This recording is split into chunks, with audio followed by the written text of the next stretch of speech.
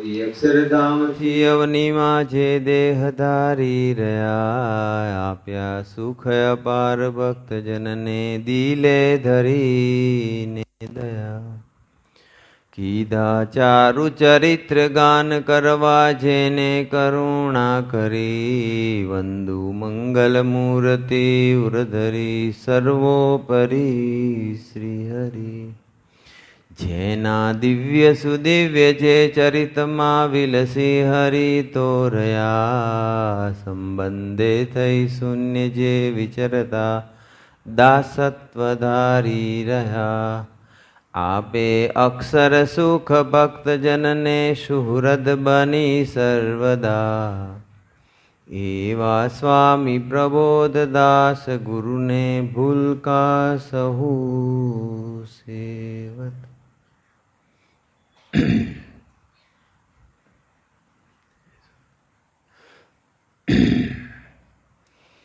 સજાનંદ સ્વામી મહારાજની જય. ગુરુ હરિપ્રસાદ સ્વામીજી મહારાજની જય. પ્રગટ ગુરુ હરિ પ્રબોધ સ્વામીજી મહારાજની જય. હરિપ્રબોધમ પરિવારની જય જય જય. દાસના દાસ થવાની જય જય જય.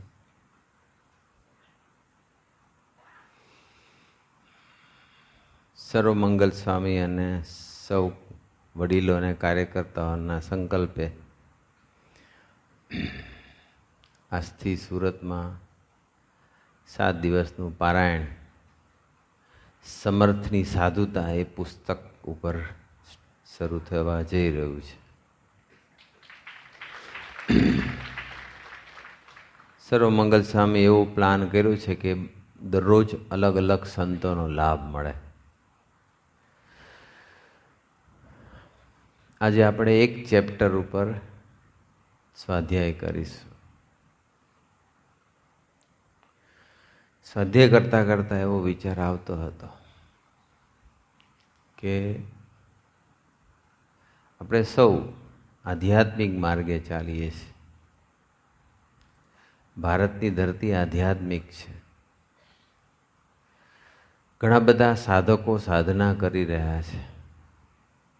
આ માર્ગ કેવો છે? આપણને ખબર છે કે સર્વમંગલ સ્વામીના જ ગ્રુપના એક સંત, જેને બહુ મોટી સેવા સ્વામીજીએ સોંપી હતી, લીડ કરતા હતા, સંતોને લીડ કરતા હતા, જેની અંદર બધા અંગોથી પૂર્ણ હતા. સ્વામીજી એવું કહેતા, પ્રીતિ, વિશ્વાસ, દાસત્વ, સમજણ બધા અંગ હતા. સ્વામીજીના દિલનું પાત્ર કહી શકાય. સ્વામીજી એને ઘણી જવાબદારી સોંપી, પણ સંજોગોને આધીન એમને કપડાં છોડી દીધા. ભગવાન સ્વામિનારાયણથી લઈ અને એ પહેલાં આધ્યાત્મિક ઇતિહાસ તપાસ કરીએ તો ઘણા બધાને આ માર્ગ બહુ કઠણ પડ્યો છે. ઘણા બધાએ આ માર્ગ ચાલતા ચાલતા છોડી દીધો છે. ઘણા બધાએ આ માર્ગે નહીં ચાલી શકવાને કારણે સ્વતંત્રપણે પોતાનો દેહ પણ છોડી દીધો છે. અને એવા અસંખ્ય એવા સાધકો કે આ માર્ગે ચાલતા ચાલતા યોગ ભ્રષ્ટ થયા છે. અને ઘણા એવા છે કે ચાલવાનું હતું આમ, જવાનું હતું આમ, અને જવા માંડ્યા આમ. એવો આ કઠણ માર્ગ છે. હરિનો માર્ગ છે સુરાનો, નહીં કાયરનું કામ છે. સ્વામીજી પણ એવું કહેતા હતા કે નેવાના પાણી છે ને મોભે ચડાવવાનો આ માર્ગ છે. ઘણા એવા હોય છે કે શરૂઆતમાં ખૂબ ઉમંગી હોય, ઉત્સાહી હોય, ટોપ સુરુચિથી દોડતા હોય, અને પછી એકદમ મોડા બી પડી જાય, પીછે હટ બી થાય, સત્સંગ બી છોડી દે. આવું કેમ થતું હશે? કારણ કે આપણો યુદ્ધનો માર્ગ છે આ. અંતઃ શત્રુઓ સાથે, દેહ, ઇન્દ્રિય, અંતઃકરણ સાથે લડવાનો છે આમાં. ઘણી બધી રીતે સાધક નાસીપાસ થઈ જતો હોય છે, ગીવઅપ કરી દે છે. એના માટે શું કરવું જોઈએ? આપણે તો એવું નહીં થાય ને. અંદર બધા હઠ, માન, ઈર્ષ્યા, કામ, ક્રોધ, લોભ એ બધા શત્રુઓ પજવતા હોય. વર્ષો સુધી દાખલો કરે, પ્રથમ 18 પ્રમાણે ન જીવી શકે. વર્ષો સુધી દાખલો કરે, પ્રથમ 16 પ્રમાણે એ ન જીવી શકે. સવડા વિચારને ગ્રહણ કરવાના, અવડા વિચારને ત્યાગ કરવો એ એના વશની વાત એ નથી રહેતી. એ નથી એ મનને જીતી શકતો. મધ્ય 41 પ્રમાણે સેવા કરવી જોઈએ એ નથી થતી. ક્રિયારૂપ ન થવું જોઈએ તો એ થઈ જાય છે. આવા તો ઘણા બધા છે કારણો કે જેમાં સાધકને રિઝલ્ટ નથી મળતું એટલે ગીવઅપ કરી દેશે. તો પછી એવો કોઈ રસ્તો ખરો કે આ માર્ગે સહેજે સહેજે પાર પડી જવાય? ગમે તેવું આંતરિક યુદ્ધ આવે, ગમે તેવા પ્રસંગો આવે, ગમે તેવા દેશકાળ આવે, દેશકાળની અવડાઈ થાય, દોષ ભજવે, આર્થિક સંકળામણ થાય, મન બુદ્ધિ ભજવે, છતાં પણ સહેજે સહેજે આ માર્ગે ચાલી જવાય અને આને આ જન્મે પૂરું થઈ જાય એવો કોઈ રસ્તો ખરો? તો એ વાત ગુરુહરિએ આપણને કહેલી છે. પણ આ પારાયણ એટલા માટે સર્વમંગલ સ્વામી વારાફરતી કરાવડાવે છે કે આપણે ભૂલી ન જઈએ, બસ તાજું રહે એટલા માટે, જાગ્રત રહેવાય એટલા માટે. એટલે આજે આપણે બીજું ચેપ્ટર સમજીએ. સ્વામીજી એની અંદર વાત કરેલી છે કે આ માર્ગ છે ને યુદ્ધનો માર્ગ છે. પણ એક સાધકે સ્વામીજીને પ્રશ્ન પૂછ્યો કે સ્વામી એવી કોઈ ટેકનિક ખરી કે એવો રસ્તો ખરો કે ગમે તેટલું શારીરિક કે માનસિક યુદ્ધ આવે અથવા ભગવાન આપણને એના ભીડામાં લે છતાં પણ ભીડો ન લાગે અને એકધારી સુરુચિથી દોડી શકાય, એ રાજી કરવાની ભાવના એકદમ પરાકાષ્ઠાએ રહે એવો કોઈ રસ્તો ખરો? આગળ જે બધી વાત કરી ને, ઘણા છોડી દીધું છે, ઘણા આપઘાત કરી દીધો છે, ઘણા યોગ ભ્રષ્ટ થઈ ગયા છે, ઘણા નેગેટિવ થઈ ગયા છે, ઘણા ડલ થઈ ગયા છે. આવું કેમ? સાધુના કપડાં છોડી દીધા છે, ભગવાન સ્વામિનારાયણના વખતમાં બી અમુક જણાએ છોડી દીધા હતા. એ બધું ચાલે છે. એના માટે સ્વામીજી એ રસ્તો દેખાડ્યો છે. સ્વામીજીએ વાત કરતા કેવું છે કે સાધકને યુદ્ધ જેવું ન લાગે, યુદ્ધ એ યુદ્ધ ન લાગે છે, યુદ્ધ જેવું પણ યુદ્ધ ન લાગે અને સહેજે સહેજે સાધના પૂરી થઈ જાય એ માટેનો જો કોઈ સારો રસ્તો હોય તો છે સરળતા. બસ જો સાધક સરળ રહે, સરળ ભગવાન અને સંતની આગળ સાધક સરળ રહે તો પછી એને યુદ્ધ રહેતું જ નથી. ભગવાન વિચારે કે આ સાધક સરળ છે એટલે ભગવાન પણ એને ડિસ્ટર્બ નથી કરતા કે એની કસોટી નથી કરતા. સહેજે સહેજે સાધના પૂરી થઈ જાય છે, ખબર બી ન પડે. કન્ડિશન એક જ છે, શરત એક જ છે કે સરળ રહેવું જોઈએ. બસ સરળ. સરળ એટલે મોટા પુરુષ ગુરુહરિની હાય હા અને નાય ના. એ જે કંઈ આજ્ઞા કરે છે એમાં મન બુદ્ધિ લગાડ્યા વગર કે તેમ કર્યા કરવાનું. બસ તાનમાં તાન મેળવી દેવાનું, એ સરળતા છે. ગુણાતીતાનંદ સ્વામી એક પ્રસંગ કહે છે, સ્વામીની વાતમાં છે, તાનમાં તાન મેળવવાની વાત આવી તો એમાં એક ખેતા ભીમા નામનો એક વ્યક્તિ એને જોઈને ભગવાન સ્વામીને કહે છે કે આ છે ને સૌ ગાંડા જેવો છે, જડ જેવો છે, કશું સમજતો જ નથી. મહારાજ સોમલા ખાચરને કહે છે. એટલે સોમલા ખાચર છે, હા કે મહારાજ આ છે જેવો કે એની વિચાર કરી હોય, આ એવો એનો છોકરો છે એવો જ હોય ને. એટલે મહારાજે કીધું પણ પ્રગટ ભગવાનના યોગમાં આવી ગયો છે એટલે સંસ્કારી તો ખરો જ.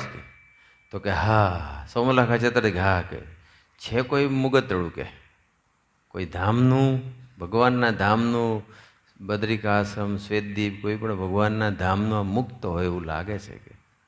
એટલે મહારાજ કે હમણાં એ પેલું નેગેટિવ બોલતો હતો અને હવે પાછું પોઝિટિવ. મહારાજ કે હમણાં તો તમે એની મસ્કરી કરતા હતા ને, અને અત્યારે પાછા તમે એના ગુણગાન ગાવા માંડ્યા. તો સોમલાખાચાર્ય મહારાજને કીધું કે મહારાજ સાંભળો, એક રાજા હતા, એનો એક હજુર હતો. એટલે રાજાએ એના હજુરને કીધું કે આ રીંગણા છે ને બહુ સારું છે, રીંગણાનું શાક ખાવાની મજા આવે. તો પેલો હજુર કે હા કે રીંગણાનું શાક બહુ સરસ, કે અમૃત જેવું શાક. પછી પાછા રાજાએ પાછું બદલ્યું કે પણ સારું છે ને ગરમ લાય જેવું, કે ચરકું કે લાય જેવું. કે તો પેલો તરત હજુર કે હા કે આ તો બહુ ગરમ લાય જેવું અને કાળું મેસ જેવું, કોણ ખાય આવું? એટલે રાજા કે હમણાં તમે ગુણગાન ગાતા હતા અને હવે પાછા આમ. તો કે જુઓ રાજા, હું બેંગણનો નોકર નથી, હું તમારો નોકર છું બસ. કે મારે તો તમારી રુચિમાં ભળવાનું, મરજીમાં ભળવાનું. એમ સોમલો ખાચર કે મહારાજ મારે તમારી મરજીમાં ભળવાનું બસ. એ મહારાજને આવું વાક્ય કીધું ને ત્યારે મહારાજ બહુ રાજી થઈ ગયા. બસ આ એક સરળ સેવકનું લક્ષણ છે. તાનમાં તાન મેળવી દે બસ, અથવા રુચિમાં ભળી જાય. હા એ હા, ના એ ના. તમે એમ કહો કે એકાંતિક, તો એકાંતિક, જે તમે કહો એ જ પરમ સત્ય. પછી બુદ્ધિથી એનાલિસિસ ના કરે. સરળ રહેવું હોય ને ત્યાં મન અને બુદ્ધિને સ્ટોપ કરી દેવા પડે. મનને બુદ્ધિનું સમર્પણ કર્યા વગર સમ્યક સરળતા ન પ્રગટે સાધકની અંદર. સરળતા ખૂબ જ અનિવાર્ય ગુણ છે, ખૂબ જ. જેમ વાત કરીએ એમ કે સરળ હોય ને એને પછી સાધના જેવું લાગે જ નહીં. ભગવાન જ એને ઇઝીલી સાધના પૂરી કરી નાખે એમ. પણ જો સરળ ના હોય તો સ્વામીજી લંડનમાં વિચરણ કરતા હતા ને એક હરિભગત, એક વડીલ એ સ્વામીજીની સાથે જતા ગાડીમાં, એમની ગાડીમાં સ્વામીજી જતા હતા. તે વખતે પેલું જીપીએસ નેવિગેશન સિસ્ટમ બધું ચાલુ હતું. એટલે એમને ડેસ્ટિનેશન નાખેલું અંદર, જેમ આપણે કેમ ગૂગલ મેપ વાપરીએ છીએ એવી રીતે એ ગાડીનું નેવિગેશન સિસ્ટમ ચાલતી હતી. એટલે પછી એમને સ્વામીજીને સમજાવ્યું, સ્વામીજી આ છે ને નેવિગેશન સિસ્ટમ છે, જીપીએસ. આની અંદર આપણે કોઈ પણ એડ્રેસ, કોઈ ડેસ્ટિનેશન નાખી દઈએ ને એટલે એ તરફ આપણને લઈ જાય. અને આપણે જો આમ ખોટા રસ્તે લઈ જઈએ ને તો એ નવો રૂટ બનાવે અને પાછું આપણને લઈ તો ત્યાં જ જાય. કે એટલે આ નેવિગેશન છે ને કે બહુ સરળ.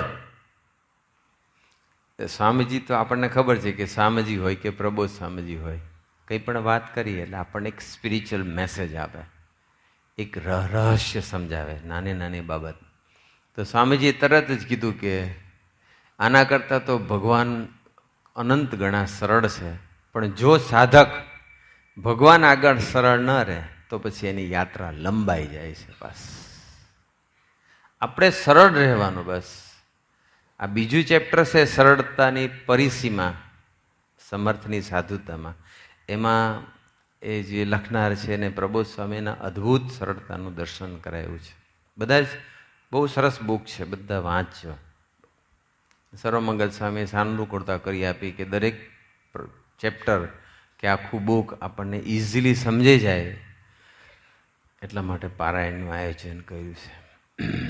એક વખત સ્વામીજી કેનેડા કિશોરભાઈના ઘરે હતા, એમનું જે વેલકમ મકાન હતું પહેલાં, એમાં સ્વામીજી વિન્ડોની બહાર જોતા હતા અને ઘણીવાર સુધી જોયું એકદમ સ્વામીનો ફેસ આમ સિરિયસ હતો, ગંભીરતા હતી.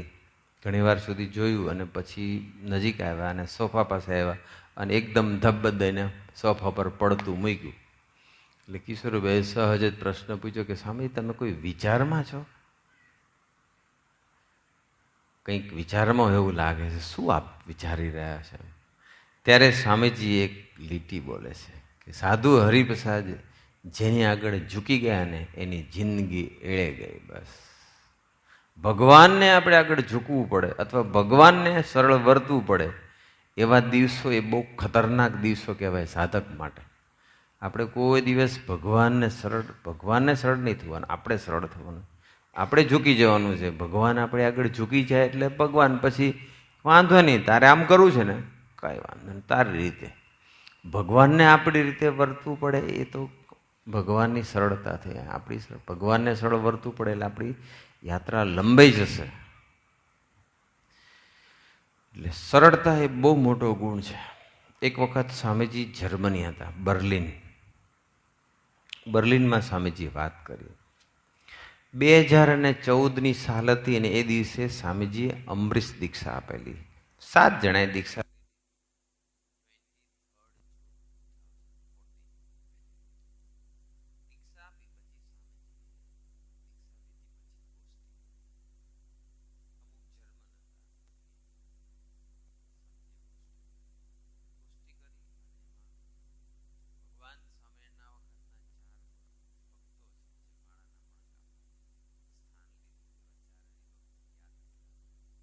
પર્વતભાઈ, ગોરધનભાઈ, નૈનપુરના દેવજી ભગત, પાણવીનો પુંજો ડોડિયો.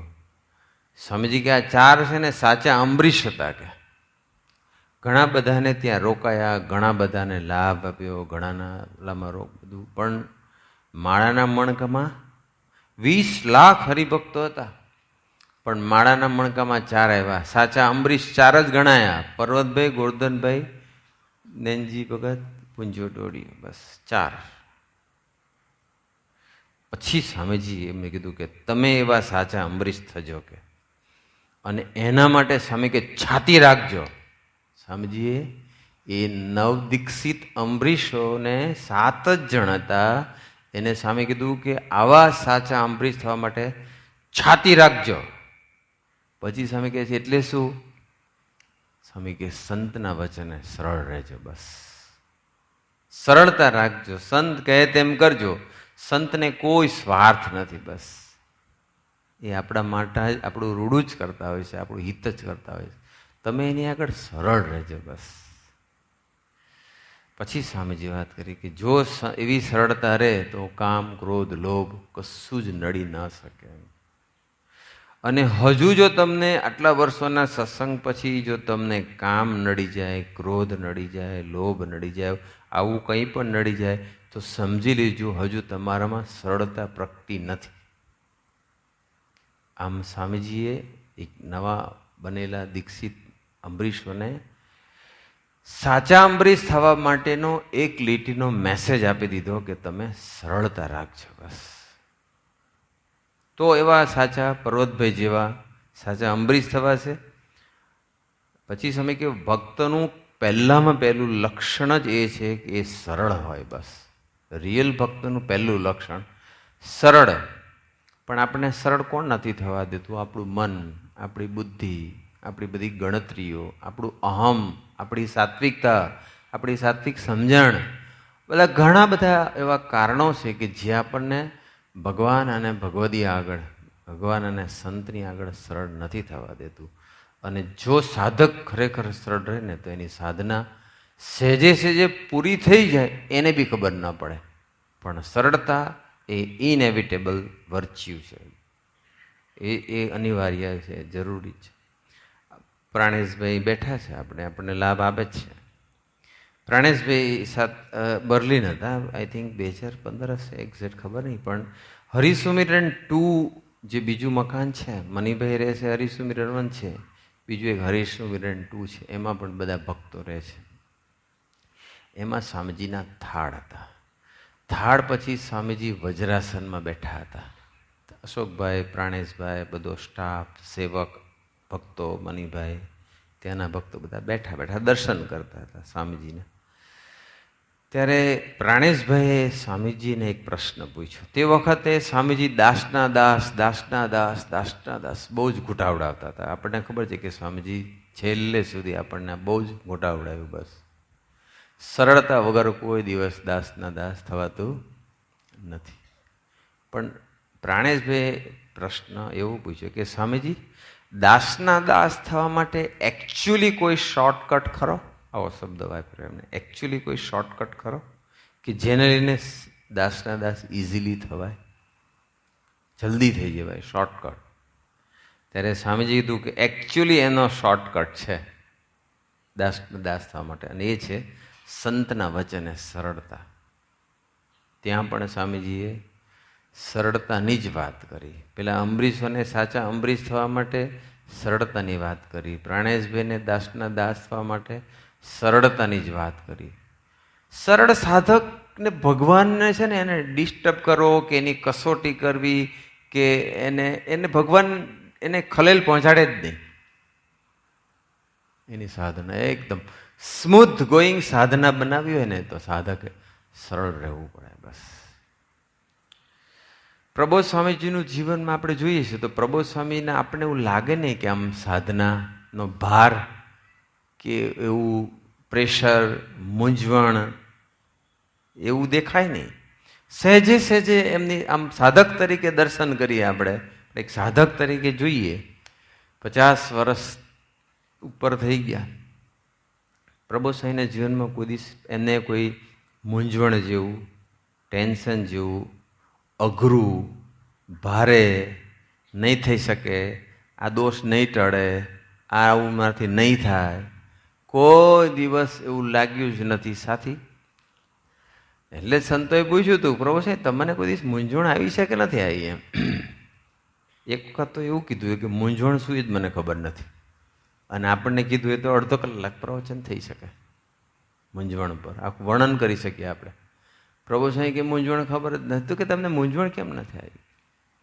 પ્રભુ સાંઈ કે સ્વામીજી આગળ સરળ રહ્યા, સ્વામીજીને જે આજ્ઞા હતી એ આજ્ઞા લોપી નથી કે એમ કરી છે, એના ફળ સ્વરૂપે સ્વામીજીની કૃપાથી મૂંઝવણ આવી જ નથી. બસ એટલે મૂંઝવણ આવે, કંટાળો આવે, નહીં થાય, નેગેટિવિટીમાં જતું રહેવાય, ઇન્ફેરિટી કોમ્પ્લેક્સમાં જતું રહેવાય, એ બધાનું કારણ આ છે, સાધક સરળ નથી રહેતો. સરળ રહે તો પછી ઇઝીલી બધી સાધના.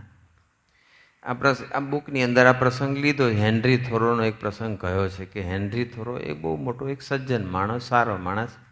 એની મોટી ઉંમર થઈ ત્યારે એક પાદરીએ એમને પૂછ્યું કે આમ બિચારાના છેલ્લા દિવસો હશે કદાચ, એટલે એને પૂછ્યું કે તમને આમ અંતરમાં શાંતિ તો છે જ ને? હેનરી થોરોને પાદરીએ પ્રશ્ન પૂછ્યો ત્યારે હેનરી થોરો એવું કહે છે કે કોઈ દિવસ ભગવાન સાથે ઝઘડો થયો જ નથી, પછી તો શાંતિ જ હોય ને, અશાંતિ ક્યાંથી આવે? ભગવાન પાસે અપેક્ષા રહે છે, ભગવાન આવું કેમ કર્યું, ભગવાન કેમ મારું ગોઠવતા નથી? જ્યાં અપેક્ષા છે, જ્યાં કમ્પ્લેન છે, ફરિયાદ છે, ડાઉટ છે, તર્ક વિતર્ક છે, ત્યાં સરળતા નથી. મને અપેક્ષા રહે છે, હું સરળ નથી. તર્ક વિતર્ક હું કરું છું, આવું કેમ કર્યું, કમ્પેરિઝન કરું છું કે પેલાનું ગોઠવાઈ ગયું, મારું નથી ગોઠવાયું, હું સરળ નથી. એ જે કરે છે બધું સરસ જ કરે છે, પરફેક્ટ જ કરે છે. મારા આત્માના ઉત્થાન માટે જે પરિસ્થિતિ નિર્માણ કરી છે પરફેક્ટ જ છે, એવું માની અને સહેજે સહેજે ભગવાને ઊભી કરેલી પરિસ્થિતિનો સ્વીકાર કરે એ સરળ સાધકનું લક્ષણ છે. બસ. અને એવો સરળ સાધક ક્યારે સાધના પૂરી કરી નાખે, એને યુદ્ધ લાગે જ નહીં. નેવાના પાણી મોભે ચડાજો એને ફિલિંગ નહીં આવે. સરળતા જો હોવી જોઈએ. બસ સરળ વ્યક્તિ કોઈ દિવસ ફરિયાદ કરે નહીં, અપેક્ષા રાખે. સરળ વ્યક્તિ સહજ જ સ્વીકાર કરે, સહજ જ સ્વીકાર કરે. સરળ વ્યક્તિ ડિફેન્સ ના કરે, બચાવ ના કરે. સ્વામીજી કહેતા હતા કે એક વખત અમે બાપાની સાથે સેવામાં હતા, અમે ગોંડલ હતા અને પછી કંઈક ચોપડા પૂજન હતું, કોઈ રાજકોટ બધા કંઈક ગયા હશે ચોપડા પૂજન માટે, અને બધી જગ્યાએ જાય ને ચોપડા પૂજન આપણે તો મંદિરે કરે, બાપા બધા વડીલો મોટેરાઓ બધા ઘરે બોલાવે ને પછી રાત્રે મોડું થયું, પછી સ્વામીજી યુવકમાં રાહ જોતા હતા. 3:30 વાગી ગયા રાત્રિના, બાપા 3:45 વાગે આવ્યા, પણ 3:30 સુધી સ્વામીજી રાહ જોઈ, પછી કદાચ પોડી ગયા કે આંખ બંધ થઈ ગઈ હશે. અને પાછું નિત્યક્રમ પ્રમાણે સવારે પાછું 4:30-5 વાગે તો સ્વામીજી પાસે બાપા પાસે જે ટાઈમ તે વખતે જે સમય નક્કી કરેલો એ સમય પહોંચી તો ગયા. ત્યારે બાપા પૂછ્યું, ગુરુ કાલે ક્યાં હતા રાત્રે? કે બાપા હું સૂઈ ગયો હતો. તો ગુરુ યોગીજી મહારાજ કે ગુરુના સૂતા પેલા સેવકથી સુવાય નહીં કે? હા બાપા, પણ એવું ના કીધું કે હું 3:30 સુધી તો મેં તમારી રાહ જોઈ, પછી તમે ના આવ્યા એટલે હું સૂઈ ગયો. હું સાચો છું એ સરળ સેવક પુરવાર કરવા માટે ક્યારેય પ્રયત્ન ન કરે. હું સાચો છું, હું ખોટો નથી, હું રાઈટ છું, બચાવ ક્યારેય કરે નહીં સરળ સેવક. હું બચાવ કરું છું, હું મારી જાતને સાચો પુરવાર કરવા પ્રયત્ન કરું છું, હું મારી જાતને નિર્દોષ પુરવાર કરવા માટે પ્રયત્ન કરું છું, એટલી મારી સરળતાની કચાશ કહેવાય. સરળતા હોય ત્યાં સમ્યક સ્વીકાર હોય. સ્વામીજીએ બાપાનો સમ્યક સ્વીકાર કરી લીધો. બસ આર્ગ્યુમેન્ટ ન કરી, ડિફેન્સ ન કર્યું, ક્લિયરિટી ન કરી કે આવું હતું ને મેં આટલી રાહ જોઈ હતી. બસ આપણે સહજ સ્વભાવે આમ પોતાની નિર્દોષ હાઈલી સોફેસ્ટિકેટેડ લેંગ્વેજમાં કે મૃદુ ભાષાની અંદર પણ જે બચાવ થઈ જશે એ પણ એટલી સરળતાની કચાશ કહેવાય. કશું જ કહેવાનું જ નહીં, સ્વીકાર જ કરવાનો. બસ થોડુંક પેઇનફુલ લાગે, હું સાચું છું ને કેમ આવું કરે છે, એવું ઈગો હશે તો એને આવું વિચાર આવશે જ. અને જ્યાં સુધી ઈગો હોય ને ત્યાં સુધી સાધક સરળ ન વર્તી શકે. સ્વામી, ઈગોને લઈને જ બચાવ થાય છે, ઈગોને લઈને જ આર્ગ્યુમેન્ટ થાય છે, ઈગોને લઈને સ્વીકાર નથી થતો, ઈગોને લઈને જ પોતાની જાતની નિર્દોષ પુરવાર કરવા માટેનો સહજ પ્રયત્ન થાય છે. સરળ સેવક એને ઈગો હોતો જ નથી. સરળતા અને ઈગો ટોટલ અપોઝિટ છે, ઇન્વર્સલી પ્રપોર્શનલ છે. તમારી પાસે જેટલું મારણ તમારામાં જેટલું ઈગો વધારે એટલી સરળતાની કચાશ, અને જેટલું ઈગો ઓછું એટલી સરળતા વધારે. સરળતાનો વિરોધ શબ્દ છે ઈગો. એટલે એક સાધકે એક સંતે પ્રબોધ સ્વામીજી પાસે ગયા. સર્વમ સ્વામી આ પ્રસંગ કહેલો છે આપણને ઘણી વખત. આ બધા ઘણા પ્રસંગો સર્વમ સ્વામી કહેતા હોય છે. પણ આજે જ્યારે આ એક સમર્થની સાધુતાનો બીજા નંબરનું ચેપ્ટર જ્યારે આપણે એના પર સ્વાધ્યાય કરવા માટે ભેગા થયા છીએ ત્યારે એને અનુરૂપ જે પ્રસંગો વિચારીએ. આજે આપણને ખ્યાલ આવી જવો જોઈએ કે મારામાં સરળતા કેટલી છે, સરળતાની મારી ક્યાં કચાશ છે, ખબર પડી જવી જોઈએ. અને પછી દ્રઢ સંકલ્પ કરીને ઊભું થવાનું, અને પછી ભગવાન આગળ, ભગવદી આગળ, મોટેરાઓ આગળ, વડીલો આગળ સરળ રહેવાનું. બસ સરળ થઈ જશે તો સાધના ઇઝીલી પૂરી થઈ જશે. અને ભગવાન સ્વામીજી બી એક વખત પ્રશ્ન પૂછ્યો, સત્સંગમાં આવ્યા પછી મોટા મોટો ગુણ કયો? કોઈ કે આ ગુણ, કોઈ કે આ ગુણ. એ બી પ્રસંગ સાંભળેલો છે. પછી સ્વામીજી જ કહેશે કે સરળતા એ સત્સંગમાં આવ્યા પછી મોટા મોટો ગુણ છે. બસ એ ગુણ હશે એટલે પછી તો બધું આવી જશે. આત્મીયતા, દાસત્વ, સુહૃદ ભાવ, બધા ગુણો દોડતા દોડતા આવશે. પણ સરળતા એ મેઇન એવો ગુણ હોવો જોઈએ દરેક સાધકની અંદર, ત્યાગી હોય કે ગ્રહસ્થ હોય, બધા પાસે. પ્રભુ સ્વામી દેરીએ ધૂન કરતા હતા અને એક સાધક આવ્યા. પ્રભુ સ્વામી પ્રાર્થના કરી, પગે લાગ્યા, કીધું કે આજે જન્મદિવસ છે એટલે આપના ચરણમાં હું પ્રાર્થના કરું છું કે મારા જીવનમાં હું જે સાધના કરી રહ્યો છું એમાં મારી કંઈક ભૂલ થતી હોય, કોઈ કચાશ હોય, કોઈ કસર હોય તો તમે મને પ્લીઝ મને બતાડો અને મારા પર એવો અધિકાર કરો. બસ પ્રાર્થના સારી હતી. પોતાની ભૂલ જાણવા, સ્વીકારવા, સુધારવા માટેની એની સુરુચિ તૈયારી હતી. એટલે પ્રબોધ સ્વામીજી કીધું કે પ્રાર્થના તારી સરસ, તારી સુરુચિ સરસ, પણ જ્યારે આવી સુરુચિ હોય તો એવું નથી કે આપણને ડાયરેક્ટ પ્રબોધ સ્વામીજી જ કહેવા આવશે કે ડાયરેક્ટ સર્વમંગલ સ્વામીજી જ કહેવા આવશે. કોઈને પણ ભગવાન નિમિત્ત બનાવી અથવા કોઈનામાં પણ પ્રવેશ કરીને આપણી ભૂલ બતાવે ત્યારે એ ભગવાન આપણે ચેક કરી લેવાનું. તમને એમ થાય કે ભગવાન બતાવી હોય કે એને બધે શું ખબર પડે? કાંઈ ના ખબર પડે. એટલી તો ખબર પડે ને કે પેલો મને જે ભૂલ બતાવે છે એ ભૂલ ખરેખર છે કે નથી.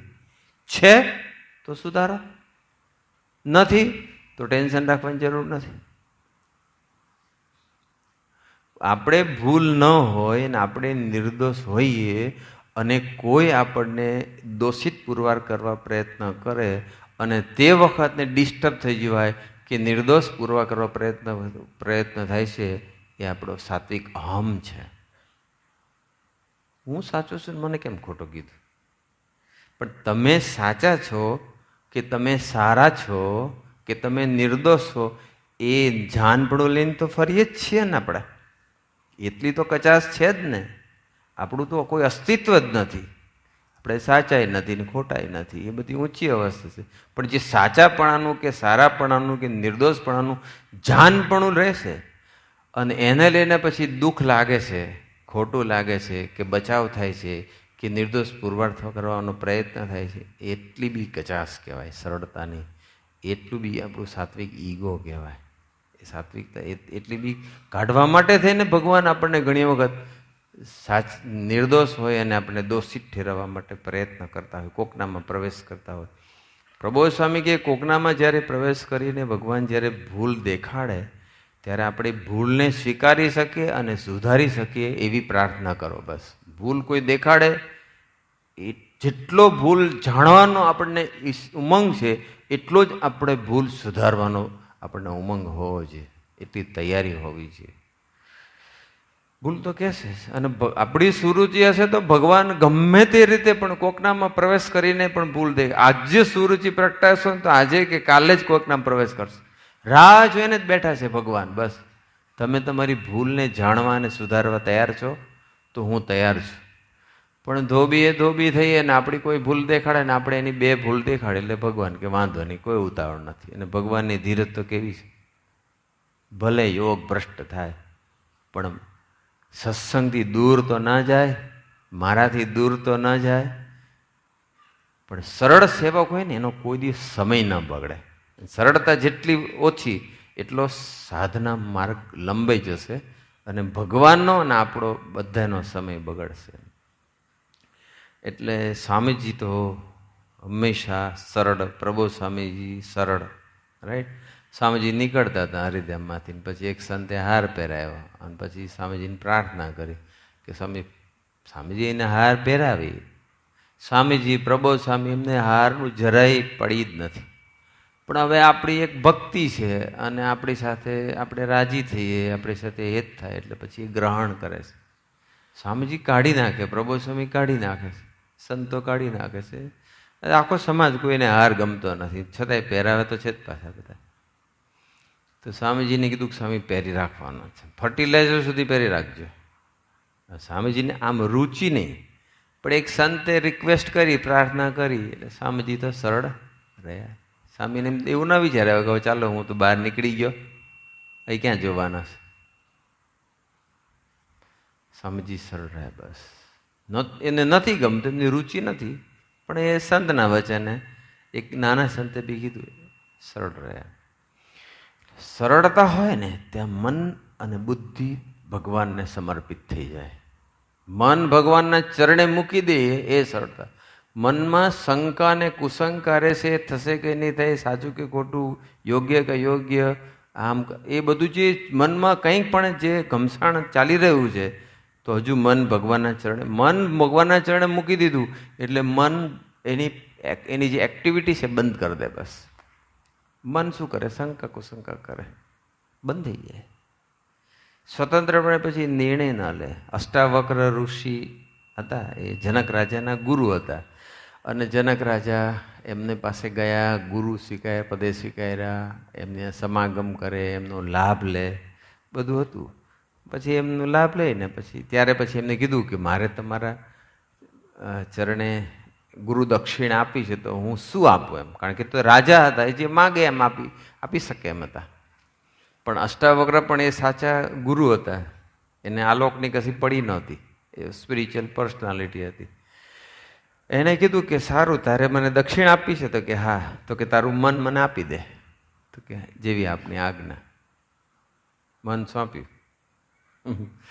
પછી થોડીક વાર થઈ વાતો ચીતો કથા વાર્તા આ તે થયું છે ને પછી રાજા હતા એટલે પછી એને રાજ્યમાં પાછું એની જવાબદારીના ભાગરૂપે જવું પડે.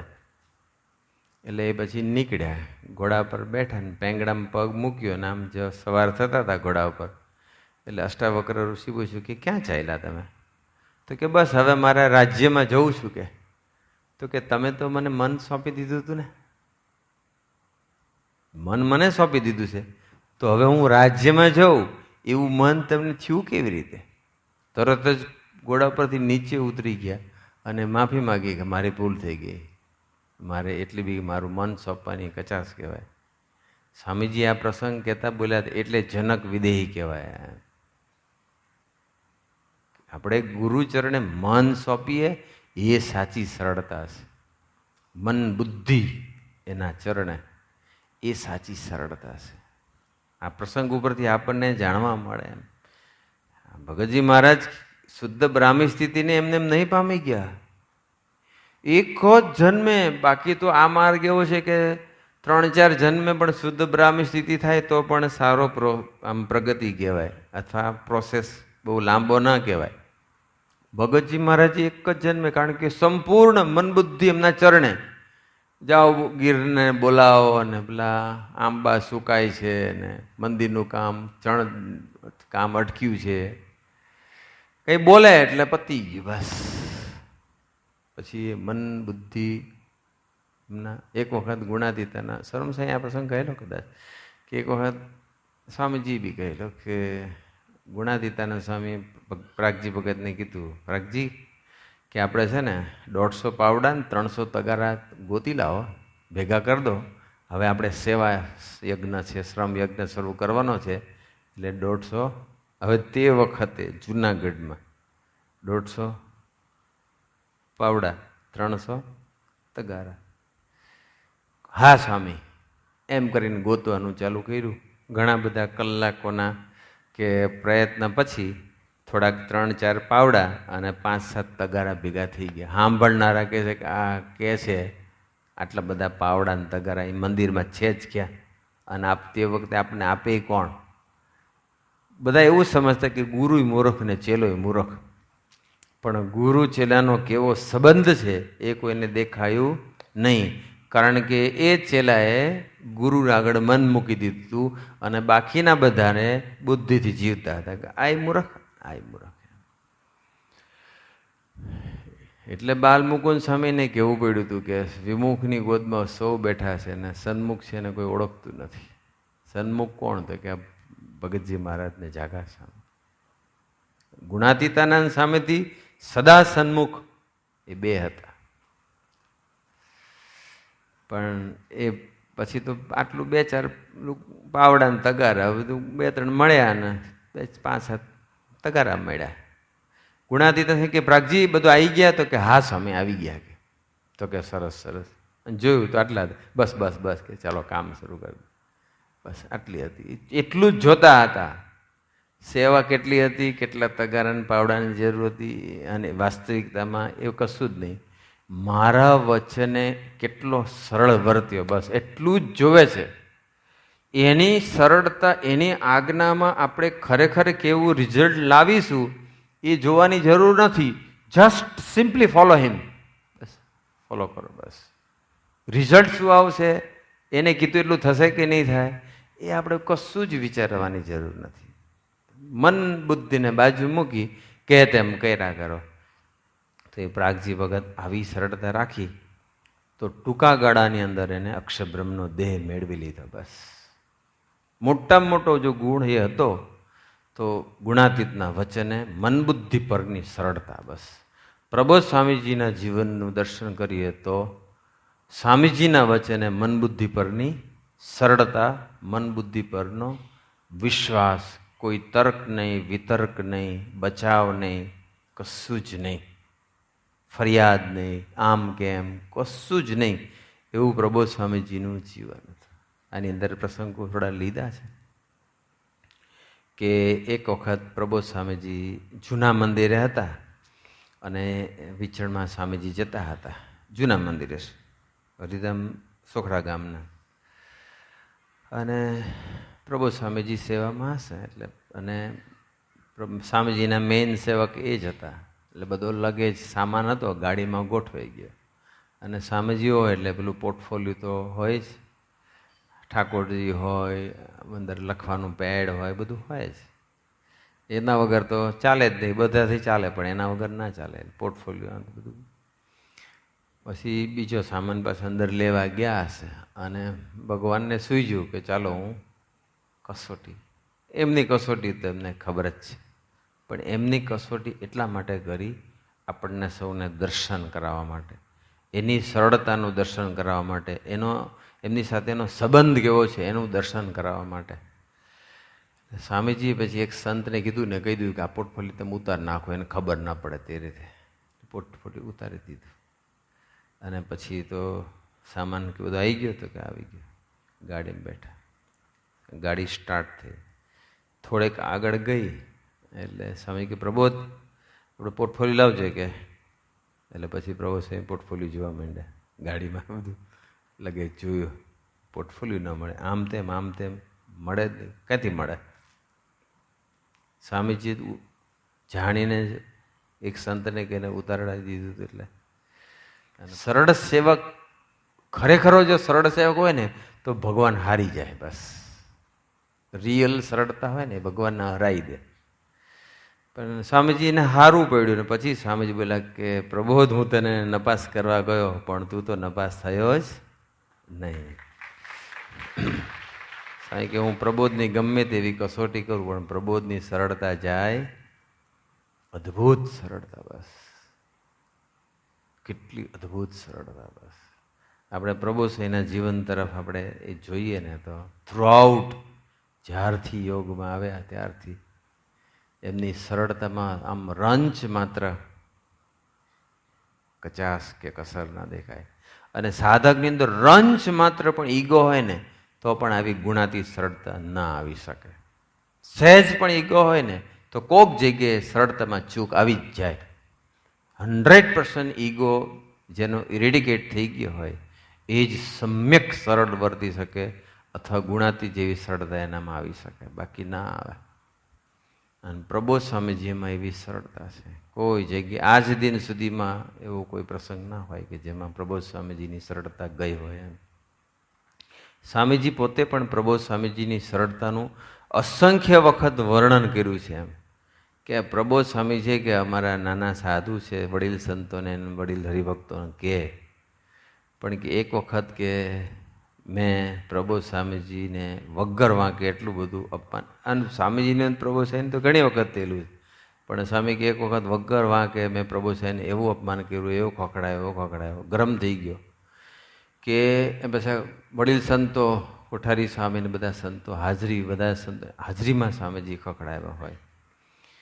પણ એ કેવો એમનો બેનો સંબંધ છે એ તો જે જીનિયસ હોય, જાગ્રત હોય, આધ્યાત્મિક હોય, ગુણાતીતના જીવનમાં ડૂબેલા હોય એને ખબર પડે. બાકી તો એમ જ થાય કે આ આવું ભોળા છે, જાગ્રત નથી, આવા છે, તેવા છે, ધ્યાન નથી રાખતા, સ્વામીજીને ભીડો પાડાય, આવું બધા વિચાર આવી શકે. પણ સ્વામી કે એક વખત મેં એટલા બધા એને વગર વાંકે ખખડાયો કે તું આ હરિધામથી મારા માટે દૂધીનું શાક અને ભાજી તું લાવ્યો જ કેમ? આ ટિફિન લાવ્યો જ કેમ? શું કામ? મેં તને ક્યાં મગાવ્યું? તું કામ લાવ્યો? એમ તો સ્વામીજી ખખડા, પણ પ્રબોધ સ્વામીજી ડિફેન્સ ના કરે, કે નહીં, ઠપકો આવ્યો, પણ પ્રભુ સાહેબ બચાવ કર્યો. પછી સ્વામીજી કહે કે પછી મેં એને પ્રબોધને કીધું, મેં કીધું પછી જમવા બેઠા છે, આ દૂધીનું શાક, આ ભાજી તું કેમ લાવ્યો? એમ કે આ ટિફિન તને લાવવાનું કોણે કીધું હતું? શા માટે લાવ્યો? આવું 2-3 વખત કીધું ને ત્યારે પછી એમને હાથ જોડી કીધું કે કોઠારી સ્વામી માટે મોડી રસોઈ લાવ્યા છીએ, કોઠારી સ્વામીને ડાયાબિટીસ છે એટલે એના માટે આ ટિફિન લાવ્યા છે, આપના માટેનું નથી. ત્યારે સ્વામીજી એકદમ શાંત પડી ગયા અને સ્વામી કે આ રિયલ સાધુ કહેવાય. બસ કે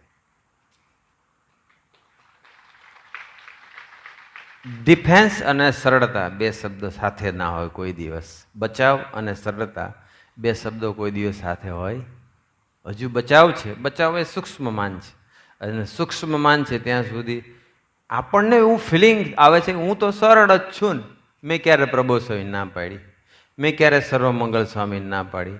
મેં અમારા લીડરને ક્યારે ના પાડી? હું તો સરળ જ છું ને. આપણને એવું લાગે છે. હું સરળ જ છું એવું જાનપણું રહેશે ને એ બી થોડીક સરળતાની કચાશ કહેવાય. પણ આપણે જાનપણું બાનપણું છોડો, જેવી સરળતા પ્રબોધ સ્વામીજીની છે કે ગુણાતીતની હતી, ભગતજી મહારાજની હતી, સ્વામીજીની બાપા પાસે હતી, એવી સરળતા આપણામાં છે ખરી? ત્યારે ખબર પડે. પ્રબોધ સ્વામી જ્યારે યુવકમાં હતા અને સ્વામીજીનું માણાવદર બાજુ વિચરણ હતું અને પછી સ્વામીજીએ કેવડાવ્યું. તે વખતે હજુ પ્રભુ સ્વામી યુવકમાં નરોત્તમભાઈ વંથલી રે. સ્વામીજી કીધું કે અમે એ બાજુથી માણાવદરથી નીકળી અને વંથલીથી પસાર થશું, એટલે તું આટલો સામાન લઈ અને રોડ ઉપર ઊભો રહેજે, અંદર અમારે આવવાનો ટાઈમ નથી, તું રોડ ઉપર ઊભો રહેજે સામાન લઈને. એવું સ્વામીજીએ કેવડાવ્યું. જે સમય આપ્યો હતો બપોરનો કે સાંજનો, એ સમયે આવી ગયા. રાહ જોઈ જોઈ અડધો કલાક, કલાક, 2 કલાક, 3 કલાકો સુધી રાત પડી ગઈ, મોડી રાત થવા માંડી. તો પણ સ્વામીજી આવ્યા, છતાં પણ કે ના, સ્વામીજી કીધું છે ને એટલે આવશે આવશે. આપણે શું કરીએ? ચાલો શું કરીએ? પ્રભુ સાંઈ જગ્યા હોય આપણી આટલી પેશન્સ ના રહે. આપણે તો સીધો અત્યારે તો ફોન થઈ ગયો, ફોન કરીને પૂછી જોજે શું સ્ટેટસ છે, આવવાના છે કે નથી આવવાનો, પ્રોગ્રામ બદલાયો તો નથી ને, અને આવવાના છે તો કેટલા વાગે આવવાના છે, અને જો કંઈક વાર હોય તો આપણે બીજું કામ પતાવી દઈએ. પ્રભુ સ્વામીજી એ બેસ ઊભા રહ્યા. છેલ્લે પછી સ્વામીજી આવ્યા ત્યારે પ્રભુ સ્વામી ઊભા જ હતા, અને પછી જે કંઈ સામાન આપવાનો છે એ આપીને પછી ગયા. પણ એ સ્વામીજીના વચનમાં સરળ સેવકને કોઈ દિવસ ભગવાનની આજ્ઞામાં કે વચનમાં બુદ્ધિ લાગે જ નહીં. બસ બધે બુદ્ધિ લાગે, પણ આ બેમાં બુદ્ધિ લાગવી જોઈએ. સ્વામીજી હતા ને ત્યારે જે બુદ્ધિ લાગી હશે અથવા સરળ વર્તાયું હશે, નહીં વર્તાયું, હવે પ્રભુ સ્વામીજીને આગળ આપણે સરળ વર્તી જવું છે. બસ એ સરળતા રાખશું તો બહુ જ ગમે. સરળ સેવક ભગવાનના દિલમાં જલ્દી સ્થાન પ્રાપ્ત કરી લે. બસ એની પર આમ મીઠી નજર રહે, ભગવાનની મીઠી, કે મારી આગળ સરળ રહેશે ને, બસ મીઠી. અને એ ભગવાન એને પોતાના બળતા અંગારાનું છોરું બનાવવું હોય તો બનાવી દે. ભગવાન એની પર અબાધિત અધિકાર કરી શકે. ભગવાન પોતાના દુઃખની વાત એને કરી શકે. અને કંઈ પણ એને સેવાનું કંઈ હોય, બર્ડન હોય, એમ લોડ હોય, કશું બી, તો સીધું એને જ કહી દે, કારણ કે એને વિશ્વાસ છે કે આ મારું કરશે જ. એટલે સરળ સેવક ઉપર ભગવાનની બહુ જ પ્રસન્નતા હોય, બહુ જ રાજીપો હોય, એ દિલમાં સ્થાન જલ્દી લઈ લે. એની સાધના બહુ સ્પીડી થાય, સ્મૂથ ગોઈંગ થાય અને સુગમ થાય. એને ખબર ન પડે કે મારી સાધના આટલી જલ્દી પૂરી કરી દઈએ. એમની આમ જે મનબુદ્ધિ પરની જે સરળતા છે, એ સરળતા જે પ્રભુ સ્વામીજીએ રાખીને આજે રાખી રહ્યા છે, આપણે એવી સરળતામાં જવું છે. બસ મન અને બુદ્ધિ એ ભગવાનની આજ્ઞા અને વચનની અંદર યુક્તિ કરવા માટે અસમર્થ થઈ જાય. બસ આજ્ઞામાં યુક્તિ થાય એ સરળતાની કચાશ, અને આજ્ઞાનું આપણી રીતે પછી ભગવાનના વચનનું આપણી રીતે ઇન્ટરપ્રિટેશન કરી નાખવું, અર્થઘટન આપણી રીતે કરવું અને એ પ્રમાણે પછી આજ્ઞા પાડવી, એ બી સરળતાની કચાશ છે. અર્થઘટન આપણી રીતનું નહીં કરવાનું, આજ્ઞામાં યુક્તિ નહીં કરવાની, આજ્ઞાનો અર્થ આપણી રીતનો નહીં કરી લેવાનો. મોટા પુરુષ આવું કહે પણ એનું આમ સમજવાનું. એમ ઘણી વખત એવું થઈ જાય, ઘણી વખત સાચું બી અર્થઘટન થાય, ઘણી વખત આપણી રીતનું બી થઈ જાય.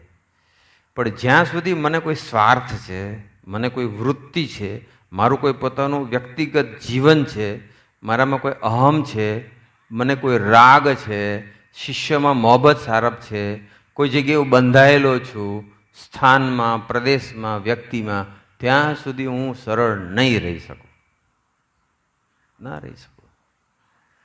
બધું આડું આવે. વૃત્તિ હોય તો એ વૃત્તિને પોષવા માટે ભગવાનની આગળની સરળતા તોડી નાખે. શિષ્યમાં મોહબ્બત સારપ હોય, કોઈ સ્થાન સાથે, પ્રદેશ સાથે બંધાયેલો હોય, ન સરળ વર્તી શકે. ભગવાનને આજ્ઞા કરી નાખે કે ભગવાન મને આટલું તો કરી આપો, બસ મને અહીં રાખજો, અહીંથી હટાવતા નહીં. તો એ સરળ ભગવાન વર્તે છે કે આપણે વર્તીએ છીએ? આપણે તો ભગવાન છીએ તો કોઈ જગ્યાએ બંધાવાનું નથી, કોઈ સ્થાનમાં નહીં, વ્યક્તિમાં નહીં, ક્રિયામાં નહીં, પ્રદેશમાં નહીં, શિષ્યમાં નહીં, કોઈ જગ્યાએ નહીં, કોઈ પ્રવૃત્તિમાં નહીં, કોઈ જગ્યાએ એક્ટિવિટીમાં, સેવામાં કશે જ બંધાવાનું નથી. દેહ ઇન્દ્રિય અંધકરણમાં નથી બંધાવાનું એક જ જગ્યાએ છે. પણ એવી જેની તૈયારી હોય ને સમ્યક, એ સરળ વર્તી શકે, બાકી સરળ ન વર્તી શકે. બાકી તો પેલાની જેમ કહી દે તમે કહેશે તોય જઈશ ને નહીં કહેતોય જઈશ એવું થઈ જાય. પછી મન ધાર્યું કરે તો પછી એ તો સરળતા કહેવાય જ નહીં. બુદ્ધિ લાગે એ સરળ કહેવાય જ નહીં. પ્રબોધ સ્વામીજી બોલેલા કે આ પ્રબોધ સ્વામી છે કે પ્રબોધને હું એમ કહું કે પ્રબોધ આપણે આ ખુરશીનું ધ્યાન કરવાનું છે, બસ ખુરશીનું ધ્યાન કરવાનું. એટલે પ્રબોધ સ્વામીજી ખુરશીનું ધ્યાન કરવાનું ચાલુ જ કરી દે.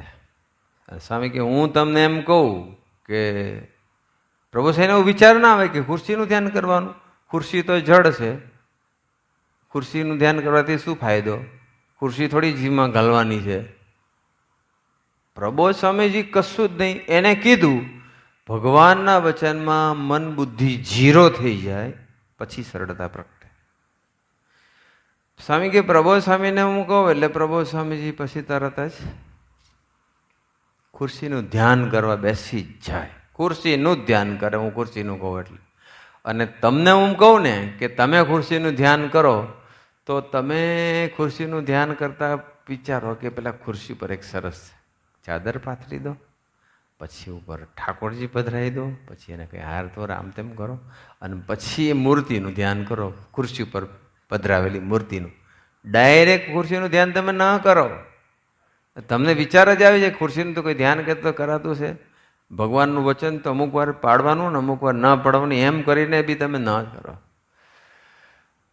એટલે પ્રબોધ સ્વામીજી એની સરળતા જે આખી છે ને એ આખી યુનિક છે. બસ એમાં મન બુદ્ધિ આડા નથી આવી શકતા, મન બુદ્ધિ અવરોધ ઊભો નથી કરી શકતા.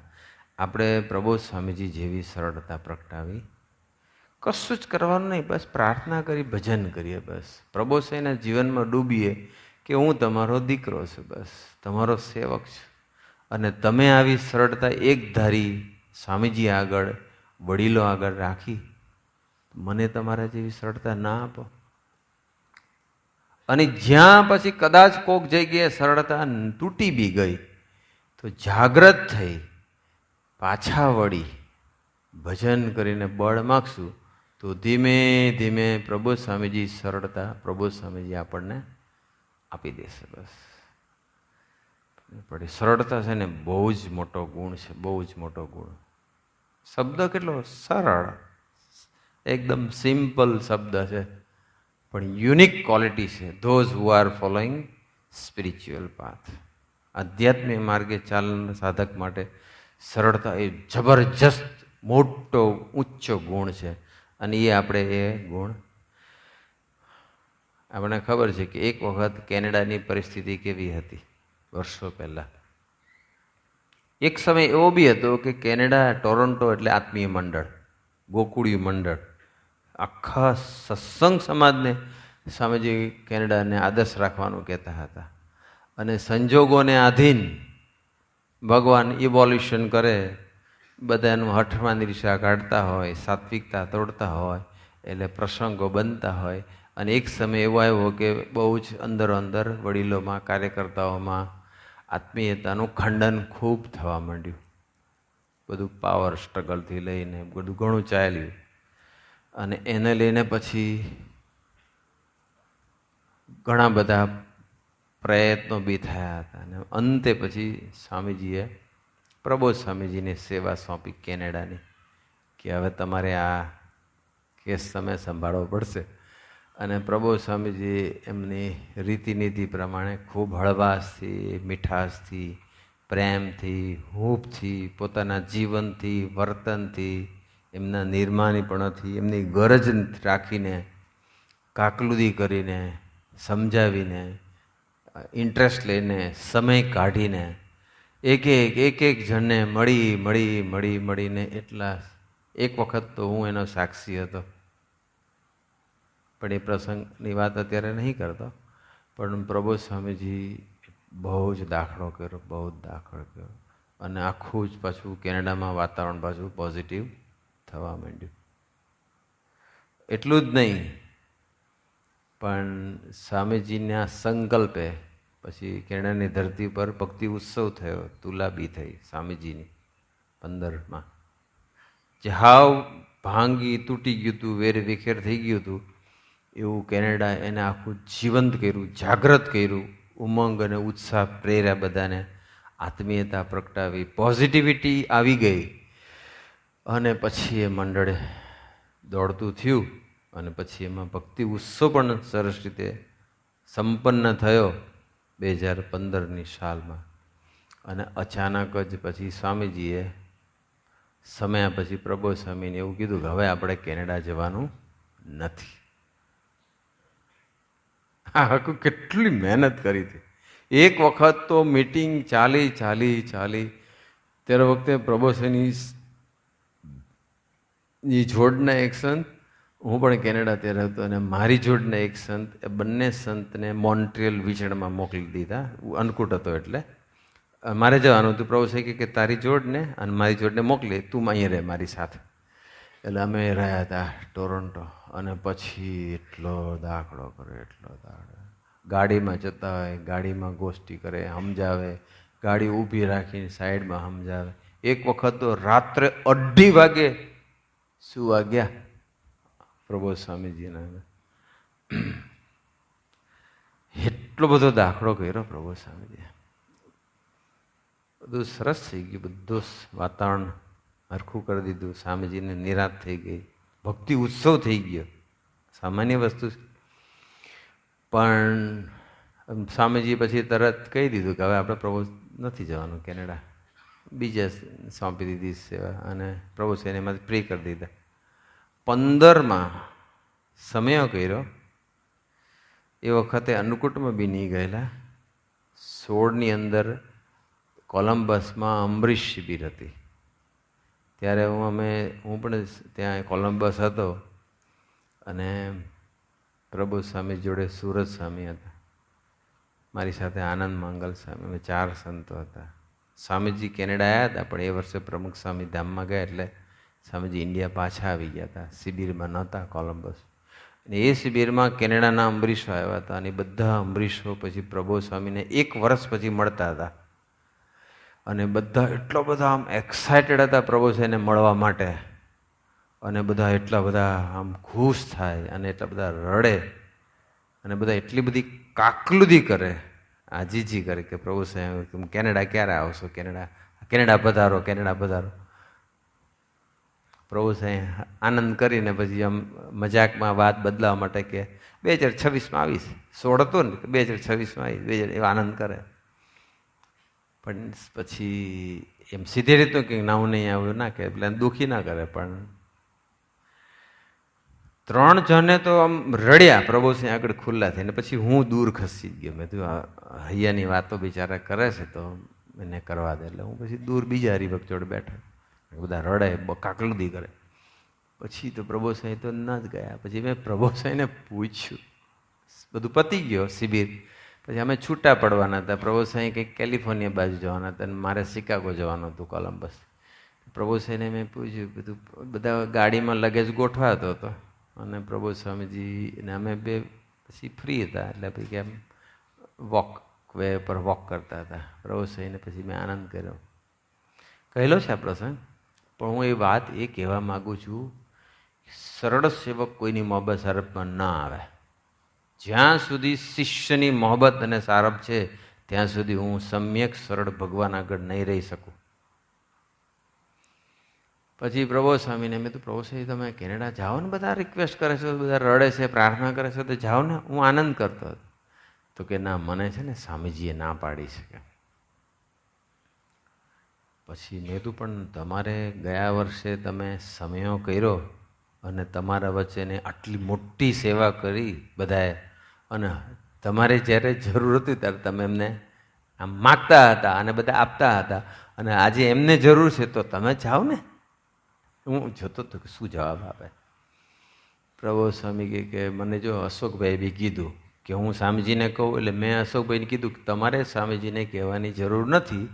સ્વામીજીને જ્યારે યોગ્ય લાગશે ત્યારે સામેથી કહેશે, તમારે કોઈ પ્રાર્થના કરવા નહીં જતા. સ્વામીજી નથી ના પાડે એટલે નહીં જવાનું, મેટર એન્ડ. પછી પ્રભુ સાહેબ બોલ્યા કે મને છે ને સ્વામીજીની કૃપાથી મારામાં 0%.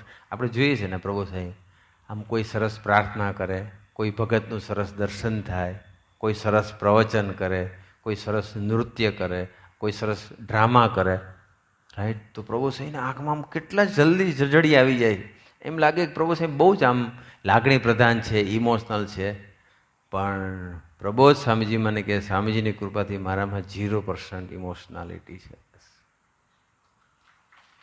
સ્વામીજી નહીં કે ત્યાં સુધી ભલે ને લોકો મને કહેતા, પણ હું નહીં જોઉં. સ્વામીજીની આજ્ઞા હું નહીં લઉં બસ.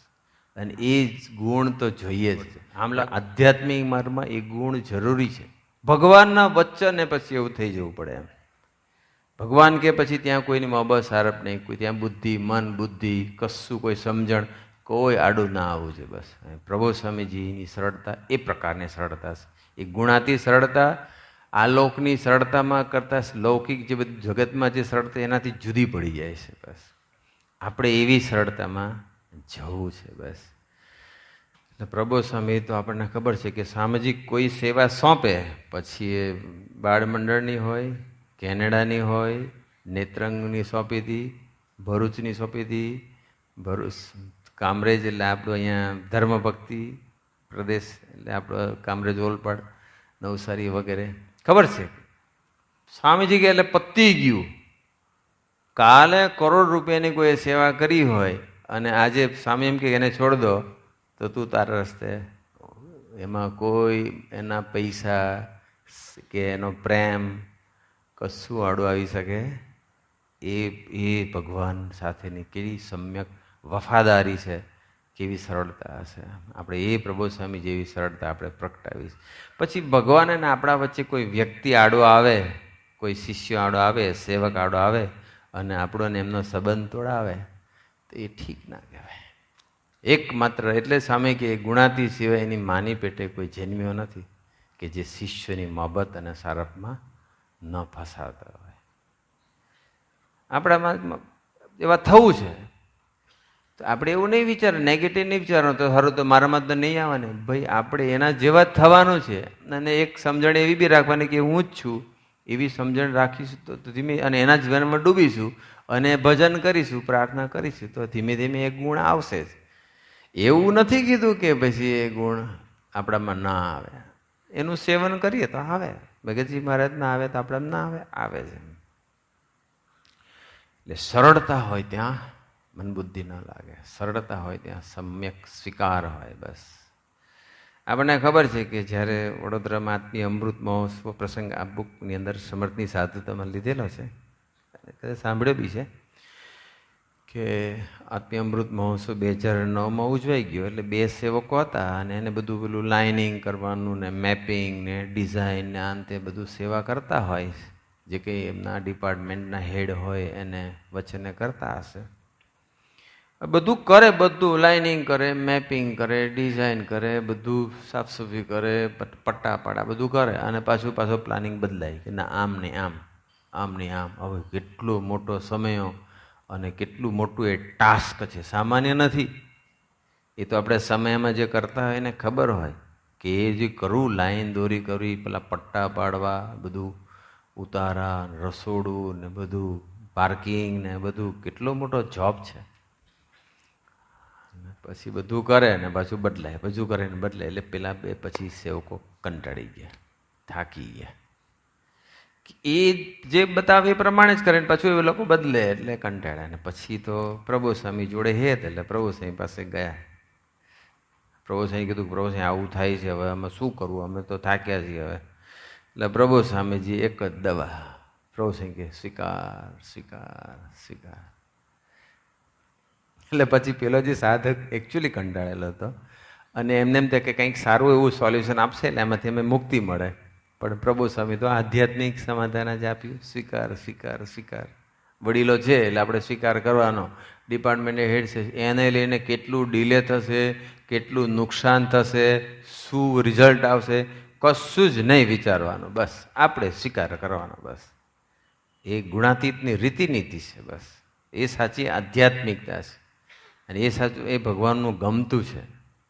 પછી કેલ્ક્યુલેશન ના કરવાનું હોય કે આટલું નુકસાન જશે, આટલું ડીલે થશે, આટલું આમ થશે, આટલું તેમ થશે. જે થાય તે એ કશું વિચારવાનું નહીં, પરિણામ નહીં જોવાનું. સરળતામાં પરિણામ જોવામાં નથી આવતું. સરળતામાં બસ કેમ કર્યા કરવાનું. શું પરિણામ આવે છે એની અપેક્ષા સરળતામાં નથી આવતી. પછી તો પેલા એ પછી સેવકે કીધું કે તમે પ્રભુ સાહેબ બધું કહીએ છીએ, પણ તમે તો છે ને આ આધ્યાત્મિક સોલ્યુશન આપીને વાત પૂરી કરતો છે. પછી પ્રભુ સ્વામી પાછું એને સમજાવ્યું કે જો તારે અંતરમાં શાંતિ જોઈએ છે ને, તો આધ્યાત્મિક સોલ્યુશન વગર કોઈ દિવસ અંતરમાં શાંતિ આવશે એવું નહીં. ઘણા કે ના, આવું પ્રેક્ટિકલ ડિસિઝન લો, પ્રેક્ટિકલ કરો, શું કરવાનું પ્રેક્ટિકલી તમે કહો. આ બધું બચીની વાત છે. પ્રેક્ટિકલી આ યોગ્ય છે, આમ થાય તેમ થાય, આવું રિઝલ્ટ, આમ 1.1 2 3 4 5 આપણે બુદ્ધિવાળા હોય ગણવા માંડે, આમ થશે તેમ થશે તેમ થશે. કશું જ નહીં, સ્વીકાર કરો બસ. એને કીધું ને સ્વીકાર એટલે સ્વીકાર.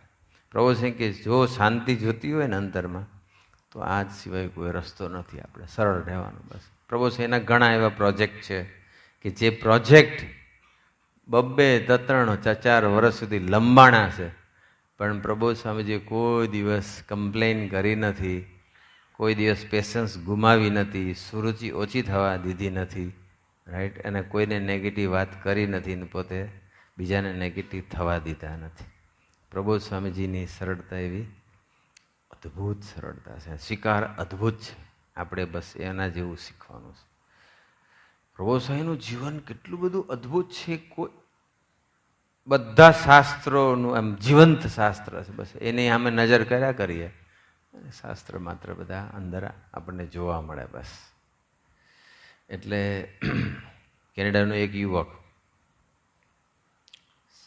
બધા ઓળખીએ જ છીએ ઘણા આપણામાંથી, એમ ભણ્યો મોટો થયો. પછી સ્વામીજી એને કીધું કે આપણે લોયર થવાનું છે, ટોપ લોયર થવાનું છે. કે તારે 35-40 વખત કીધું હશે આપણે ટોપ લોયર થવાનું છે, અને આપણે મહારાજની મંદિરની ઠાકોરજીની સેવામાં બહુ નિમિત્ત બનવાનું છે.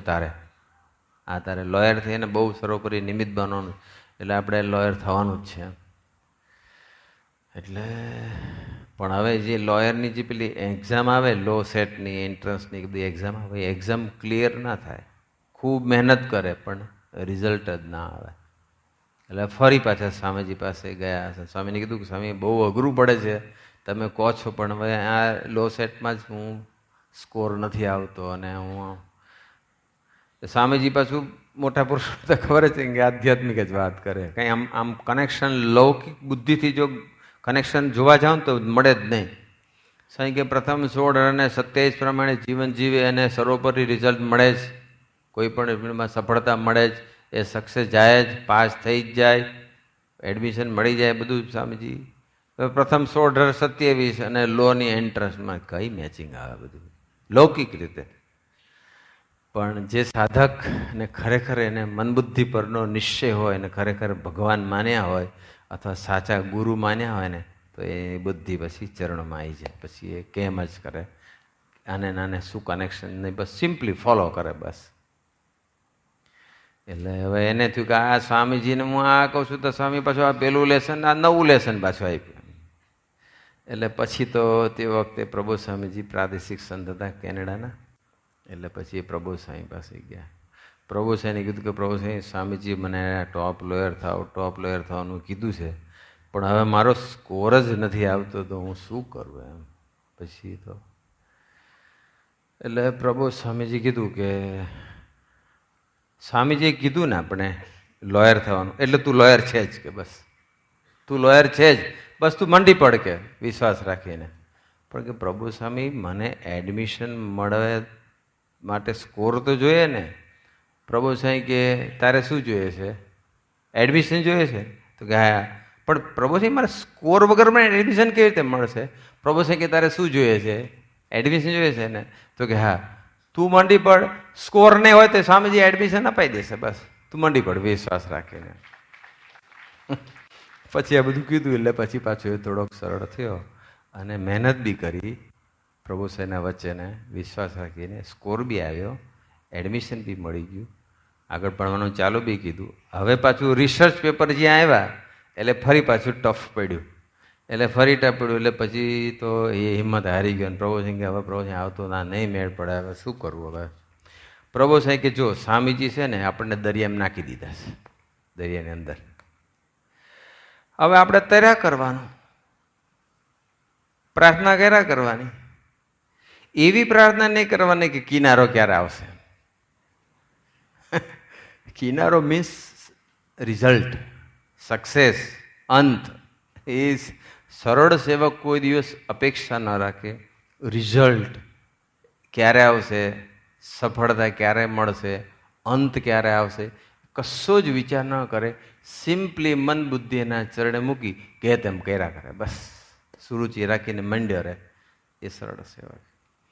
પછી પ્રભુ સ્વામી કીધું કે આપણે પછી થાકી જઈએ અને આમ ડૂબવા લાગીએ તો સ્વામીજી પાસે બળ માગવાનું. પણ બળ એવું નહીં માગવાનું કે પ્રભુ હું ડૂબવા લાગ્યો છું, જલ્દી કિનારો લાવો. કિનારાની વાત જ નહીં કરવાની, બળ માગવાનું બસ. પછી એને જે કરવું હોય તે કરશે. આવી રીતે બળની વાતો કરી ત્યારે પેલો હલકો ફૂલ થયો અને પછી બધું જ ક્લિયર થઈ ગયા. પણ પ્રબોધ સ્વામીજી પોતાના એ જે હેતવાળા હોય કે આપણે બધા હોય એને આપણને આવી સૂઝ આપે છે કે ભગવાનના વચનમાં મનબુદ્ધિ લગાડ્યા વગર કે તેમ કર્યા કરવાનું. એટલે આજના શુભ અને મંગલકારી દિવસે પ્રબોધ સ્વામીજીના ચરણોમાં પ્રાર્થના કે આ સમર્થની સાધુતા પુસ્તકના માધ્યમથી અને આવા અલગ અલગ ટામથી અવનીમાં જે દેહ ધારી રહ્યા આપ્યા સુખ અપાર ભક્તજનને દિલે ધરીને દયા કીધા ચારુ ચરિત્ર ગાન કરવા જેને કરુણા કરી વંદુ મંગલ મૂર્તિ ઉરધરી સર્વોપરી શ્રી હરિ જેના દિવ્ય સુદિવ્ય જે ચરિતમાં વિલસી હરિ તો રહ્યા સંબંધે થઈ શૂન્ય જે વિચરતા દાસત્વ ધારી રહ્યા આપે અક્ષર સુખ ભક્તજનને સુહૃદ બની સર્વદા એવા સ્વામી પ્રબોધદાસ ગુરુને ભૂલકા સહુ સેવત.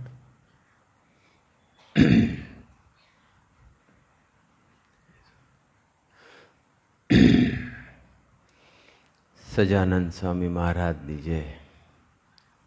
ગુરુ હરિપ્રસાદ સ્વામીજી મહારાજની જય. પ્રગટ ગુરુ હરિ પ્રબોધ સ્વામીજી મહારાજની જય. હરિપ્રબોધમ પરિવારની જય જય જય. દાસના દાસ થવાની જય જય જય.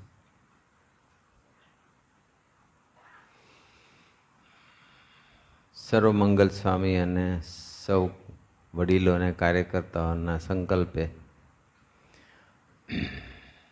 આજથી સુરતમાં 7 દિવસનું પારાયણ સમર્થની સાધુતા એ પુસ્તક ઉપર શરૂ થવા જઈ રહ્યું છે. સર્વમંગલ સ્વામી એવો પ્લાન કર્યો છે કે દરરોજ અલગ અલગ સંતોનો લાભ મળે.